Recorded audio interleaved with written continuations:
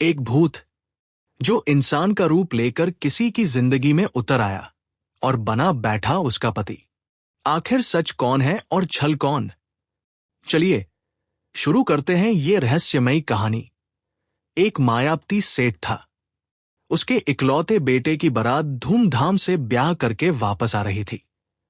जरा सुस्ताने के लिए बारात एक ठौर रुकी। घेर घुमेर खेजड़ी की घनी छाया, सामने हब्बाहोल ठाटे मारता तालाब, कांच सा निर्मल पानी, सूरज सर पर चढ़ आया था। झुलसते जेठ की लुए साए साए बज रही थी। खा पी कर आगे चले तो अच्छा। दूल्हे के बाप के कहते ही सब राजी खुशी मान गए। दुल्हन के साथ 5 डावडिया थी।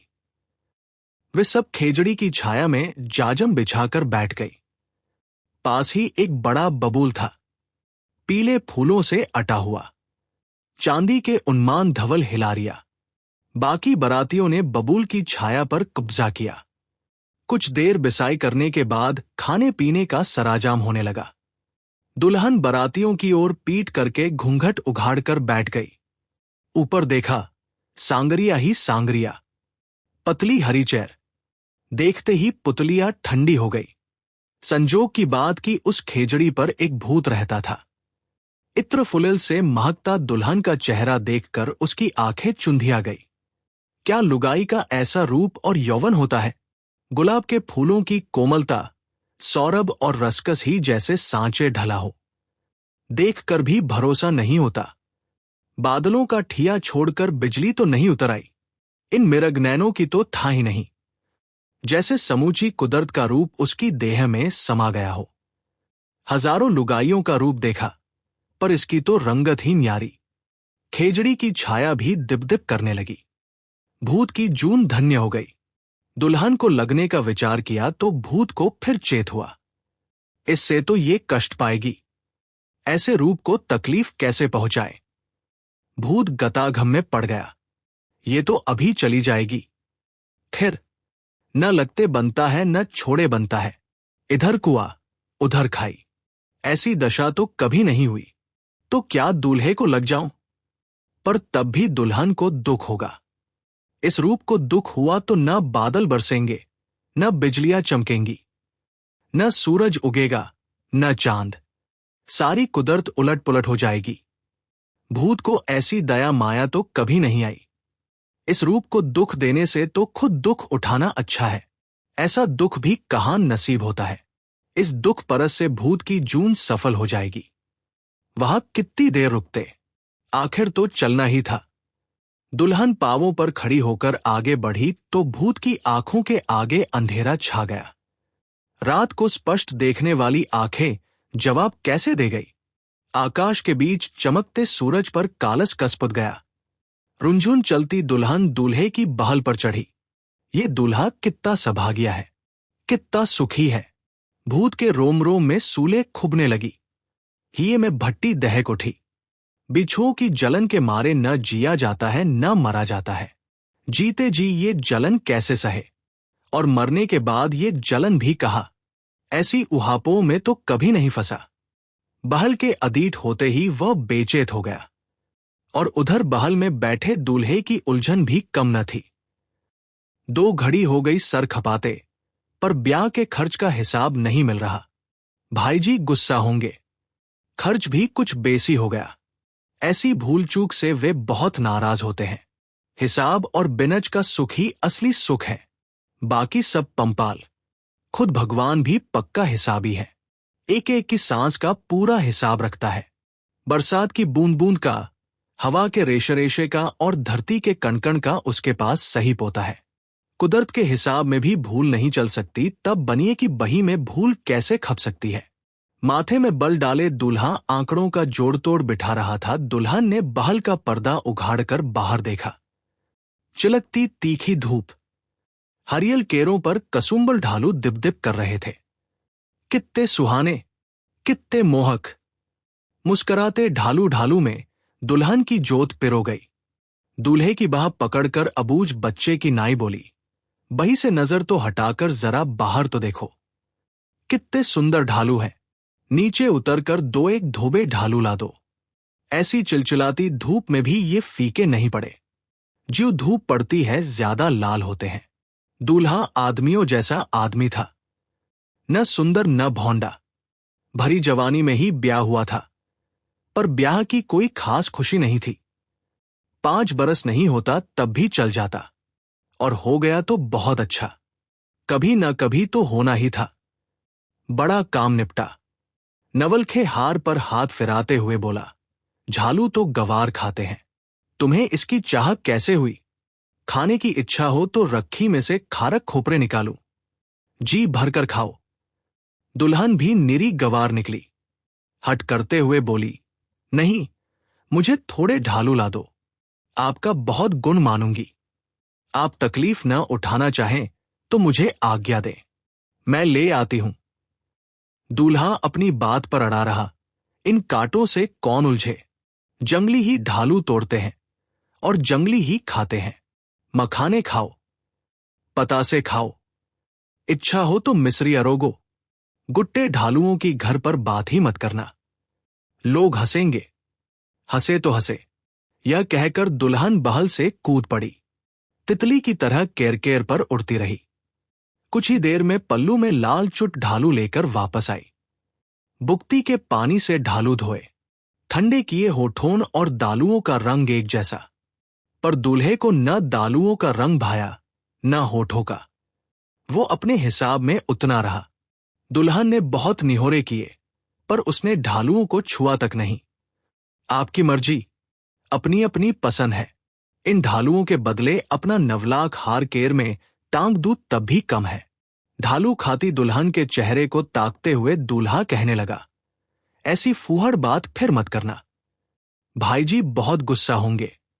वो रूप की बजाय गुणों की ज्यादा कदर करते हैं। वो मुस्कराते हुए बोली, अब समझी। उनके डर से आप हिसाब किताब में डूबे हैं, पर सब काम अपनी अपनी ठौर अच्छे लगते हैं। ब्याह की बेला हिसाब में रुंधना कहाँ का न्याय है। ब्याह होना था सो हो गया, पर हिसाब तो अभी बाकी है। ब्याह के खर्चे का हिसाब संभला कर मुझे 30 के दिन दिसावर जाना है। ऐसा शुभ मुहूर्त फिर 7 साल नहीं आएगा। पर गवार दुल्हन को शुभ मुहूर्त की खुशखबरी सुनकर जरा भी खुशी नहीं हुई। ढालुओं का स्वाद बिगड़ गया। दिल बैठने लगा। ये क्या सुना? एकाएक भरोसा न हुआ। पूछा, क्या कहा, दिसावर जाएंगे? सुना है आपके यहां तो धन के भंडार भरे हैं। इसमें क्या शक है? खुद अपनी आंखों से देख लेना। दूल्हा गुमान भरे सुर में कहने लगा, हीरे मोतियों से तहखाने भरे हैं, पर धन तो दिन दूना रात चौगुना बढ़ता हुआ ही अच्छा लगता है। बिनज व्यापार ही बनिए का धर्म है। अभी तो बहुत धन कमाना है। ऐसा नामी मुहूर्त कैसे छोड़ा जा सकता है? दुल्हन ने बात नहीं बढ़ाई। बात बढ़ाने में सार ही क्या था? एक एक सारे करके ढालू फेंक दिए। दूल्हा मुस्कराया, मैंने तो पहले ही कहा था। ढालू तो गवार खाते हैं, हम बड़े लोगों को अच्छे नहीं लगते। आखिर नहीं खाए गए तो फेंकने पड़े ना। धूप में जली सो नफे में। इतना कहकर दूल्हे ने धूप का तूमार जोहने के लिए बहल से बाहर देखा। नजर सुलग उठे जैसी धूप। पीले फूलों से छाए हिंगानियों के अनगिनत झाड़ ऐसे लग रहे थे मानो ठौर ठौर आग की लपटें उठ रही हों। व्यंग्य से बोला, अब इन हिंगानियों के लिए तो हठ नहीं करोगी? इनमें गुण होते तो गडरिये कब छोड़ते? दुल्हन ने कोई जवाब न दिया। अबोली बैठी पीहर की बातें सोचने लगी। इस धनी के भरोसे घरांगन छोड़ा, मां बाप का बिछो सहा, सहेलियों का संग, भाई भतीजे, तालाब की पाल, गीत, गुड्डे गुड्डिया, झुरनी, आंख में चौनी सब छोड़कर इस धनी का हाथ थामा। मां की गोद छोड़कर पराए घर से आस लगाई। और ये 30 के दिन शुभ मुहूर्त की घड़ी बिनज के लिए दिसावर जाना चाहते हैं। फिर बेहिसाब धन किस सुख के लिए है? जीते जी काम आता नहीं। मरने पर कफन काठी की गरज भी सरती नहीं। किस सुख की आस में इनके पीछे आई? किस अदीट सुख और संतोख के भरोसे पर आई ठौर का निवास कबूल किया? कमाई, बिंज व्यापार और धन माया फिर किस दिन के लिए है?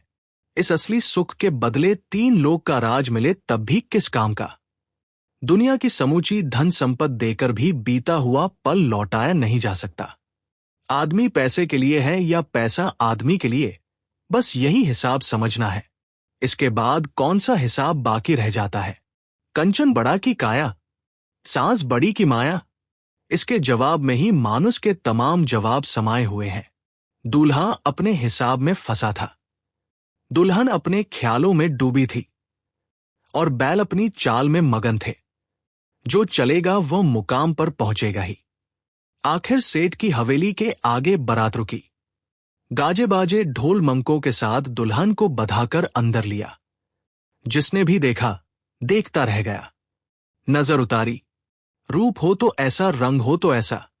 सांझ को मेड़ी में घी के दिए जले। घड़ी 3 रात ढले दूल्हा मेड़ी में आया। आते ही सीखन सिहतों की झड़ी लगा दी। घर की इज्जत का ध्यान रखना, सास सुर की सेवा करना, अपनी लाज अपने हाथ। 2 दिन के लिए चौपड़ पासे का चस्का क्यों लगाए?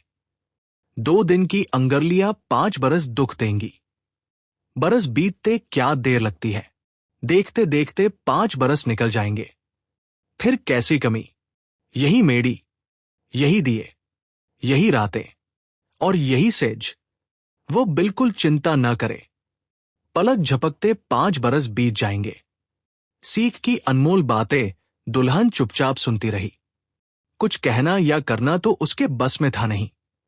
जो धनी की मर्जी वो उसकी मर्जी, जो भाईजी की मर्जी वो बेटे की मर्जी, जो लिच्छमी की मर्जी वो भाईजी की मर्जी, और जो लोभ की मर्जी वो लिच्छमी की मर्जी। सीख की बातों में रात अलोप हो गई। रात के साथ झिलमिलाते नवलक तारे भी अलोप हो गए। और उधर खेजड़ी के ठिए मूर्छा टूटने पर भूत की आंखें खुली। चौफेर देखा, सूनी कांकड़, सूनी रिंधरोही, घनी खेजड़ी, घनी छाया, लटकती सागरिया। कहा दुल्हन, कहा मिरगनैन, कहा सुहाना मुखड़ा, कहा गुलाबी होंठ। कहीं वह सपना तो नहीं था? उसे लगा कि उसका कपटी मन सैडाव दूध में नहा गया है। ऐसा सूरज तो पहले कभी नहीं उगा। गोलगड गुलाबी घेरा, पूरी दुनिया में उजाला ही उजाला। मंद मंद बयार, हवा की अदीठ तनियों पर झूलती अढ़ार हरियाली। उसका मन अनगिनत रूप धरकर कुदरत के कणकण में समा गया। अरे, सूरज इस तरह तो पहले कभी नहीं डूबा। पश्चिम दिश में गुलाल ही गुलाल छा गया। धरती पर न चमचमाता उजास, न गगन में चांद, न सूरज और न एक ही तारा, न पूरा अंधेरा। जैसे कुदरत ने झीना घूंघट निकाला हो। चेहरा भी दिखता है, घूंघट भी दिखता है। अब कुदरत ने चुनरी बदली। नवलक तारे जड़ी सावली चुनरी। धुंधली चेहरा दिखता है, घुले रुख हरियाली, जैसे सपनों का ताना बाना बुना जा रहा हो। कुदरत पहले तो कभी इतनी सुहानी नहीं लगी। ये दुल्हन के रूप का चमत्कार है। और उधर दुल्हन का भरतार उस रूप से मुंह मोड़कर दिसावर के मार्ग चल पड़ा। कमर से बंधी हीरे मोतियों की नोली, कंधे पर रखी, और सामने आसमान में चमकता बिनज का अखंड सूरज। सुख, लाभ और कमाई का क्या पार। चलते चलते वो उसी खेजड़ी के पास से निकला। भूत ने उसे अदेर पहचान लिया। आदमी का रूप धरकर उससे जयराम जी की पूछा, अभी तो हथलेवे की मेहंदी का रंग भी फीका नहीं पड़ा, कान कंडोरड़े भी नहीं खुले, इतनी जल्दी कहाँ चल दिए? सेठ के बेटे ने कहा, मैदी को जब उतरना होगा उतर जाएगी, और कोकन डोरड़े क्या दिसावर में नहीं खुल सकते? भूत उसके साथ हो लिया, सारी बातें जान ली। वो 5 बरस दिसावर में बिनज करेगा। ये मुहूर्त निकल जाता तो 7 साल तक ऐसा मुहूर्त नहीं आता। सेठ के बेटे की बोली चाली और उसके स्वभाव की जरूरत मुताबिक जानकारी करके ये दूसरे मार्ग मुड़ गया। मन ही मन सोचने लगा कि सेठ के बेटे का रूप धरकर हवेली पहुंच जाए तो 5 बरस तक कोई पूछने वाला नहीं। ये छींका तो खूब टूटा, आगे की आगे देखी जाएगी। भगवान ने विनती सुनी तो सही, फिर तो उससे एक पल भी न रुका गया।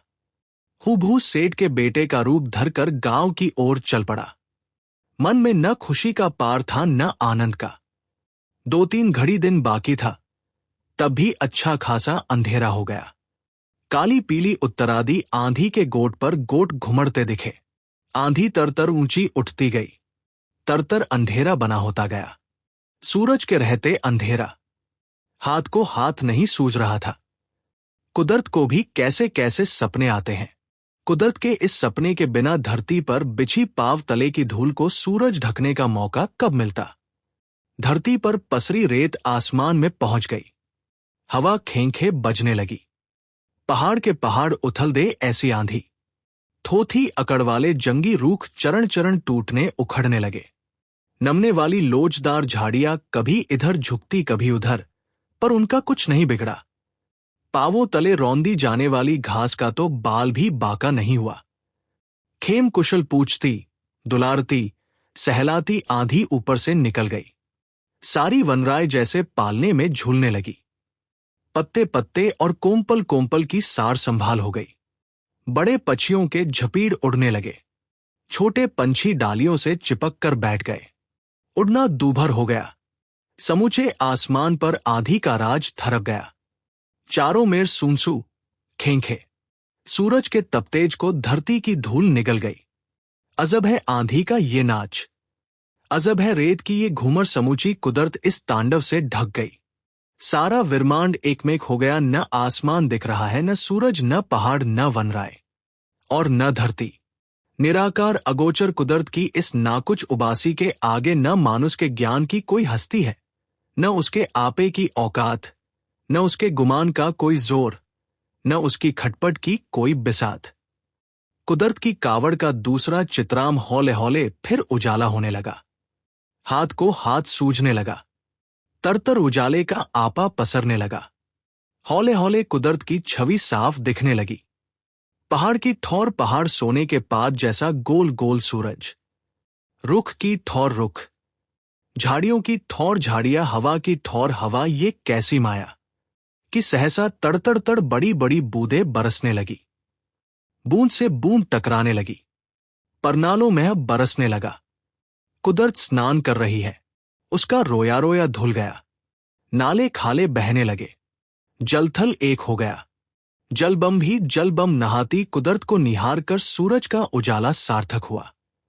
थोड़ी ही देर में क्या से क्या हो गया। देखकर भी भूत को भरोसा न हुआ। कुदरत की ये कैसी दिल लगी है।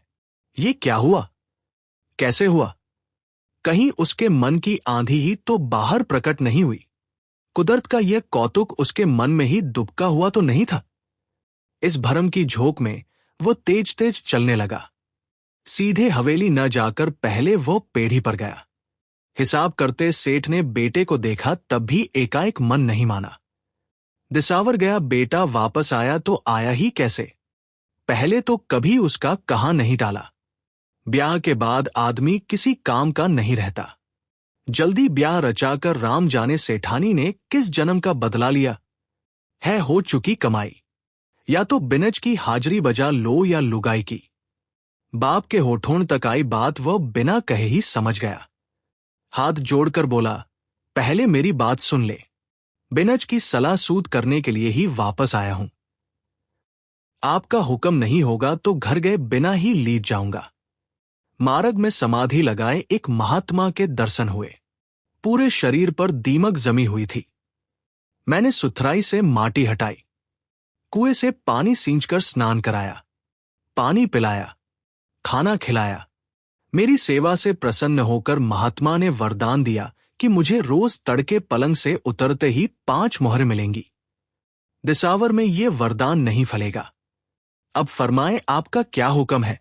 ऐसे अचीते वरदान के बाद जो हुक्म होना था वही हुआ। सेठ खुशी खुशी मान गया। सेठानी की खुशी का तो कहना ही क्या, इकलौता बेटा आंखों के आगे रहेगा। और कमाई की ठौर कमाई का जुगाड़ भी हो गया। दुल्हन को खुशी के साथ साथ अचरज और गुमान भी हुआ कि ये रूप छोड़कर कोई दिसावर जा सकता है भला। तीसरे दिन ही वापस आना पड़ा। दुकान के सौदे सूत, हिसाब और ब्यालू से निपटकर वो घड़ी दो घड़ी रात मेड़ी में आया। चारों कोनों में घी की पिलजोते जल रही थी। हिंगलू सेज पर फूल बिछे हुए थे। इस इंतजार से बढ़कर कोई आनंद नहीं। रिमझोल की रुंझुन सुनाई दी। इस रणकार से बढ़कर कोई नाद नहीं। 16 सिंगार से सजी दुल्हन मेड़ी में आई। इस नजर से बढ़कर कोई जोत नहीं। समूची मेड़ी इत्र फुलिल से महक उठी। इस सौरम से बढ़कर कोई गंध नहीं। इसी महक ने खेजड़ी के ठिये मन में आग लगाई थी। और आज मेड़ी में प्रत्यक्ष नजरों का मिलन। इतनी जल्दी कामना फलेगी ये तो सपने में भी नहीं सोचा था। दुल्हन निसंकोच उसकी बगल में बैठ गई। घूंघट क्या हटाया जैसे 3 लोक का परम आनंद जगमगा उठा। इस रूप की तो छाया भी दिप-दिप करती है। दुल्हन ने मुस्कुराकर कहा, मैं जानती थी कि आप बीच राह से लौट आएंगे। यह तारों जड़ी रात ऐसी साइत में आगे नहीं बढ़ने देती। ऐसा ही जोम था तो मेरी इच्छा के खिलाफ गए ही क्यों? आखिर मेरी मन्नत फली। भूत के मन में बवंडर सा उठा। इस सैडाव दूध में कीचड़ कैसे मिलाए? इसे छलने से बड़ा कोई पाप नहीं। ये तो असली धनी समझकर इतनी खुश हुई। पर इससे अधम झूठ और क्या होगा, यह तो झूठ की हद है। इस अबूझ प्रीत से बात कैसे करे? प्रीत के परस से भूतों का मन भी घुल जाता है। कोई बराबरी का हो तो छलबल का जोर भी बताए। पर नींद में सोए हुए का गला सूंतने से तो तलवार का मान भी घटता है। भूत थोड़ा दूर सरकते हुए बोला, कौन जाने मन्नत फली कि नहीं। अच्छी तरह तपास तो कर लो। कोई दूसरा आदमी तुम्हारे धनी का रूप धरकर तो नहीं आ गया। वह चौंकी। हिंगलू सेज पर बैठे मानुस को सर से पांव तक गौर से देखा। वही शक्ल सूरत, वही रंगरूप, वही नजर, वही बोली। अदेर समझ गई कि धनी उसके सत की परख करना चाहता है। मुस्कान का उजाला छितराते हुए बोली, सपने में भी पराए मानुस को अपनी छाया न छूने दूं। फिर खुली आंखों ये कैसे हो सकता है? दूसरा आदमी होता तो मेरे सत के जोर से कब का भस्म हो जाता। पहले तो ये बात उसे चुभी। होठों तक आए बोल तुरंत वापस निकल गया कि तब तो उसका सत खोटा है। वह भस्म हो जाता तो उसका सत खरा था। वास्तव में दूसरा आदमी होते हुए भी वह भस्म नहीं हुआ तो उसका सत खोटा है। पर अगले ही छिन बात के दूसरे पहलू का ध्यान जाते ही उसकी खीज निथर गई। उल्टा राजी हुआ। कच शक्ल सूरत से क्या होता है? सच्चा धनी होता तो लुगाई की ये माया छोड़कर जाता भला। क्या विछुओं के लिए ही चवरी में हाथ थाम कर अपने पीछे लाया था? कोई अंधा भी रूप की इस झाई को नहीं ठुकराता। तब वह दीठ के रहते कैसे अंधा बना? 7 फेरे खाए तो क्या, उसकी प्रीत सच्ची कहा। और उसने भूत होकर इससे सच्ची प्रीत की। छल करते जी छटपटाता है। उसकी प्रीत सच्ची है, उसका नेह खरा है। तभी तो दोनों का सत बच गया। फिर भी आपस में दुराव रखने से प्रीत की मर्जाद घटेगी। सांझ को आंच लगेगी। सच्ची बात बताए बिना वह इस मेड़ी में सांस भी नहीं ले सकता। वापस पास सरते हुए कहने लगा, सचमुच दूसरा आदमी होते हुए भी तुम्हारा सत खरा है, क्योंकि मेरी प्रीत सच्ची है। 7 फेरे के असली धनी की प्रीत झूठी है। तभी तो इस रूप से मुंह मोड़कर वह दिसावर चला गया। पर दुल्हन सच-झूठ की पहचान कैसे करे? कुछ भी पल्ले न पड़ा। खुद मां बाप जिसे अपना बेटा समझते हैं, हूबहू सूरत वाले इस बंदे को अपना धनी मानने में कैसी झिझक। सूरत और रंगरूप ही तो रिश्ते नातों की सबसे बड़ी पहचान है। फिर भूत ने उसे एक एक बात ब्यौरेवार बताई कि खेजड़ी के नीचे उसका रूप निहार कर उसकी क्या हालत हुई। उसके अधीट होते ही कैसे बेचैत हुआ। वापस कब होश आया। दिसावर जाते धनी से उसने क्या बातें की। फिर उसका रूप धरकर कैसे यहां आने का फैसला किया। राह में आई आंधी बरसात की बात भी नहीं छिपाई। दुल्हन काठ की पुतली की नाई सुनती रही। क्या यही सच्चाई सुनने के लिए विधाता ने उसे कान दिए?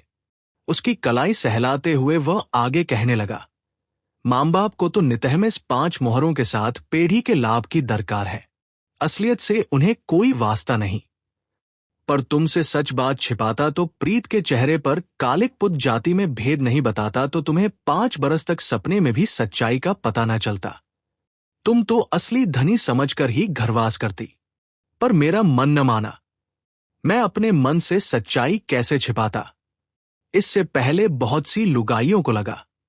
उन्हें बहुत दुख दिया, पर मेरी ऐसी हालत कभी नहीं हुई। राम जाने इतनी दया माया मेरे मन में कहाँ ओटी हुई थी। तिस पर भी तुम्हारी इच्छा नहीं होगी तो मैं इसी पल वापस चला जाऊंगा।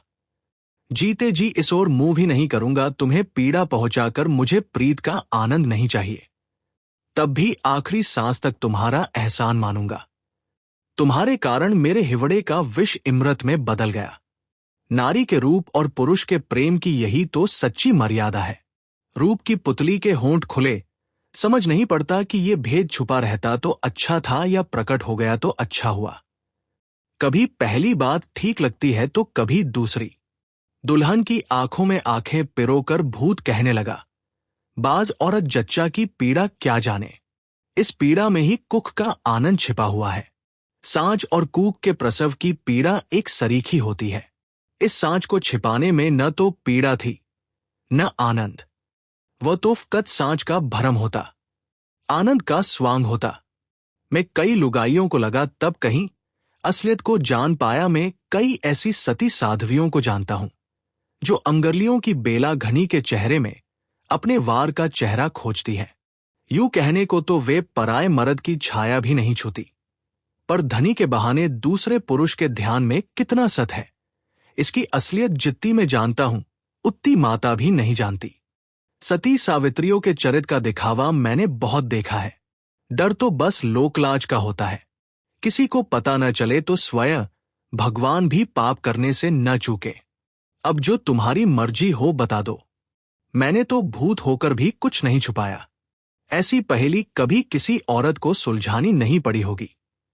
ठौरकुटीर मुंड मारने की किसे हवस नहीं होती।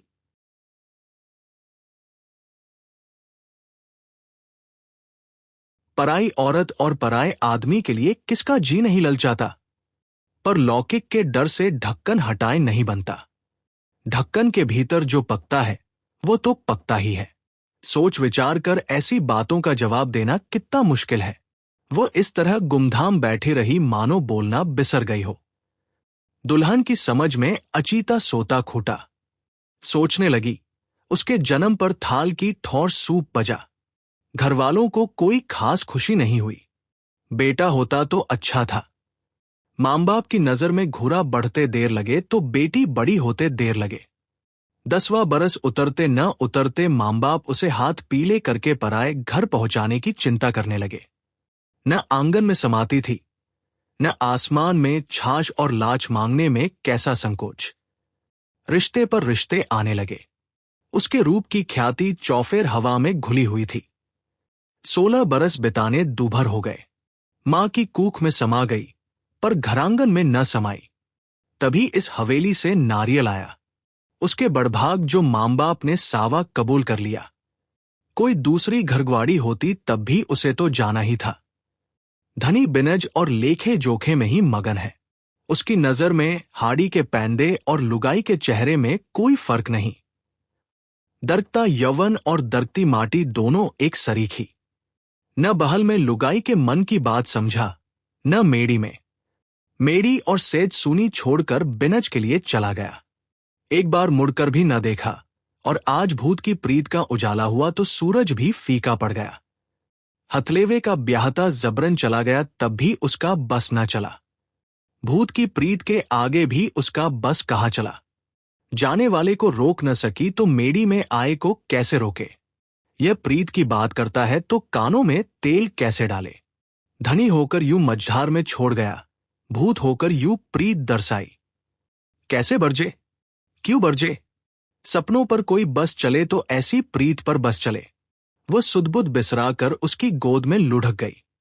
कहीं ये उसके मन का भूत ही तो नहीं जो साकार रूप धरकर प्रकट हुआ। फिर अपने मन से कैसी लाज। जहां वाणी अटकती है वहां मौन काम सारता है। उसके उपरांत कुछ भी कहना सुनना बाकी न रहा। आप ही एक दूसरे के अंतस की बात समझ गए। दिए का उजास लोप हो गया और अंधेरा उजास बनकर जगमगाने लगा। सेज के कुम्हलाए फूलों की कली कली खिल गई। मेड़ी का उजाला धन्य हुआ, मेड़ी का अंधेरा धन्य हुआ। आसमान के तारों का उजास दूना हो गया। ऐसी अनमोल रातों में बखत बीतते क्या देर लगती है। चुटकियों में दिन फिसलने लगे। खूब बिनज बढ़ा, खूब लेन देन बढ़ा, खूब जस बढ़ा। माँ बाप खुश थे सो तो थे ही, सारे इलाके के लोग भी सेठ के बेटे से बहुत खुश थे। बखत बैबखत सबके काम आता था, दूसरे बनियों की तरह गला नहीं काटता था। लंगोट का सच्चा, पेड़ी पर आई लुगाई की ओर देखता तक नहीं था। छोटी को बहन और बड़ी को मां सरीख ही समझता था। उसका नाम लेते तो लोगों के मुंह में मिसरी घुल जाती। उसमें खामी बस एक ही थी, दिसावर से सेठ के बेटे का कागज आता तो फाड़कर फेंक देता। वापस कोई जवाब नहीं। इस आनंद और जस के पालने में देखते देखते 3 बरस बीत गए, जैसे मीठा सपना बीता हो। भूत भी हवेली में रल मिल गया, मानो सेठ का सगा बेटा हो। बहू भी मेडी के नशे में डूबी हुई थी। रात के इंतजार में दिन उगते ही डूब जाता। मेडी में पलक झपकते रात ढल जाती। बहू के आशा ठहरी। 3रा महीना उतरने वाला था। खुद सेठ ने अपने हाथ से 1.25 मन गुड़ बांटा। लोगों ने 1.25 मन सोना समझकर कबूल किया। सेठ ने उम्र में पहली बार दातारी दिखाई थी। आज हाथ खुला है तो आगे भी खुलेगा। बेटे बहू ने चुपके चुपके खूब दान पुण्य किया। हरक के नवलक तारों में नया चांद जुड़ेगा। कूख का चांद आसमान के चांद से हमेशा बढ़कर होता है। धनी लुगाई दोनों को बेटी की बड़ी चाह थी। बहुत खुशियां मनाएंगे। बेटा कौन सरग ले जाता है, राम जाने किसके जैसा होगा। बच्चे के जन्म की बजाय उसकी आस में ज्यादा आनंद है। कूख में बच्चे के साथ साथ सपने पलते हैं। दिन सर पर दौड़ने लगे। 5 महीने बीते, 7 महीने संपूर्ण हुए। ये 9वां महीना उतरने वाला है। बहू रात दिन मेडी में सोई रहती। 3 दाइया हाजिरी में हर घड़ी जाग रहती। धनी की गोद में सोई घरनी आंखें मूंदे मूंदे ही बोली, कई बार सोचती हूं, यदि उस दिन खेजड़ी के नीचे विश्राम करने नहीं रुकते तो मेरे ये 4 साल कैसे बीतते। शायद बीतते ही नहीं। भूत ने कहा, तुम्हारे दिन तो ज्यों त्यों कट जाते, पर मेरा क्या होता। झाड़ी झाड़ी खेजड़ी खेजड़ी भूत की जून पूरी करता। उस दिन सुमत सूझी जो तुम्हें नहीं लगा। मुझे तो अब भी विश्वास नहीं होता कि सचमुच जीने का आनंद भोग रहा हूं या सपना देख रहा हूं। चिकने बालों में अंगुलियां फिराते फिरते रात फिसल गई। उधर दूर दिसावर में बहू का ब्याहता तड़के घड़ी रात रहते उठा। आलस मरोड़ा। उबासी खाकर दीवड़ी से ठंडा पानी पिया। चारों मेर एक सरीखा अंधेरा छाया हुआ था। टिमटिमाते हुए एक सरीखे तारे। कहीं किसी दिशा में उजाला नहीं। रात और छोटी होती तो कितना अच्छा रहता। क्या जरूरत है इतनी बड़ी रात की। सोने सोने में आधी उम्र निकल जाती है। नींद में बिनज व्यापार तो होने से रहा, वरना दूनी कमाई होती। तब भी माया कम नहीं, जोड़ी भाईजी बहुत खुश होंगे। बीच बीच में आस पड़ोस के साहूकार मिलते रहते थे। उसे वहां देखकर उन्हें बहुत अचंभा होता। पूछते कि वह गांव से कब आया। ये सुनकर उसे भी कम अचंभा नहीं होता। कहता कि उसने तो गांव की ओर मुंह ही नहीं किया। वे पागल तो नहीं हो गए। तब उन्होंने जोर देकर पूरी बात खुलासा करके समझाई। फिर भी उसे विश्वास नहीं हुआ। वह तो यहां से हिला ही नहीं, तब वहां कैसे पहुंच सकता है। कमाई देखी नहीं जाती, इसलिए उल्टी सुल्टी सुनाकर दुविधा में डालना चाहते हैं। पर वो इतना भोला नहीं। उनके कान कतरे जैसा है। कमाई और बिनज में ज्यादा मन लगाने लगा। पर आज अल सवेरे एक खास पड़ोसी ने समाचार दिया कि बहू के बच्चा होने वाला है। शायद हो गया हो। वह बीच ही में बोला, ऐसी बात होती तो घरवाले मुझे जरूर खबर करते। मैंने 5-7 कागज दिए, पर वापस एक का भी जवाब नहीं। पड़ोसी ने कहा, भले मानुस, जरा सोचो तो, वे क्यों खबर करते, किसे खबर करते। उनका बेटा तो 3रे दिन ही वापस आ गया। एक महात्मा के दिए मंत्र से सेठ जी को नित 5 मोहरे देता है। हवेली में राम राजी है, सब मजे में है। मेडी में घी के दिए जलते हैं। हां, अब पता चला। सेठ जी के बेटे की शक्ल हूबहू आपसे मिलती है। विधाता की कारीगरी। खुद सेठ जी देखें तब भी पहचान न सके। अब मालूम हुआ कि शक्ल तो जरूर मिलती है, पर आप दूसरे हैं। भला मैं दूसरा कैसे हुआ? लगता है कल परसों ही जाना पड़ेगा। सो सेठ के बेटे ने बिनस बौपार समेटा, मुनीम को भुलावन दी और अपने गांव की ओर चल पड़ा। वही जेठ का महीना, लूओं के खेंखार बज रहे थे। केरों पर लाल लाल ढालू देखकर उस दिन की बात याद आ गई। जब बहू की यही पसंद है तो अपना क्या जाता है।